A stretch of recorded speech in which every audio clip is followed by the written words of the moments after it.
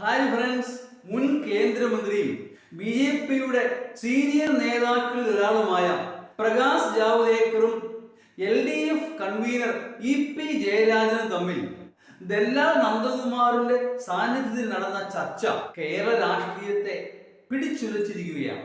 ശ്രീ ജാവ്ദേക്കർ 3 കാര്യങ്ങളാണ് പറഞ്ഞത് എന്ന് ആരോപിക്കപ്പെടുന്നു. എന്റെ തെളിവൊന്നുമില്ല. 1. ലാവ്ലിൻ കേസിൽ കേന്ദ്ര ഗവൺമെന്റ് കേരള ഗവൺമെന്റിനെ സപ്പോർട്ട് ചെയ്യും. 2.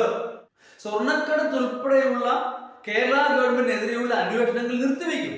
3.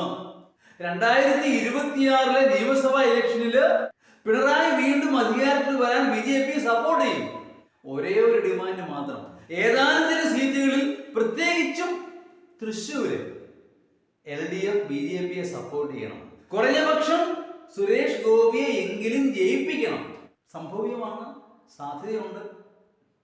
പക്ഷെ അങ്ങനെ സപ്പോർട്ട് നൽകാൻ ഇ.പി. ജയരാജനെ കൊണ്ട് കഴിയുമോ എന്നുള്ളത് മറ്റു ചോദ്യം. എങ്കിൽ പോലും ഇ.പി. ജയരാജനും ജാവ്ദേക്കറും തമ്മിൽ ഇത്ര സീരിയസ് ആയിട്ട് ഡിസ്കഷൻ നടന്നെങ്കിൽ അതിൽ എന്തെങ്കിലുമൊക്കെ സംഭവിച്ചിട്ടുണ്ട്. വാർത്താമാധ്യമങ്ങൾ റിപ്പോർട്ട് ചെയ്യുന്ന എല്ലാം ശരിയാകണമെന്നില്ല, എങ്കിലും എല്ലാം വെറുതെയാണെന്നും പറയാനാവുകയില്ല. ഇതൊക്കെ കാണുകയും കേൾക്കുകയും ചെയ്യുന്ന അനുയായികൾ പൊതുജനം കഴുത.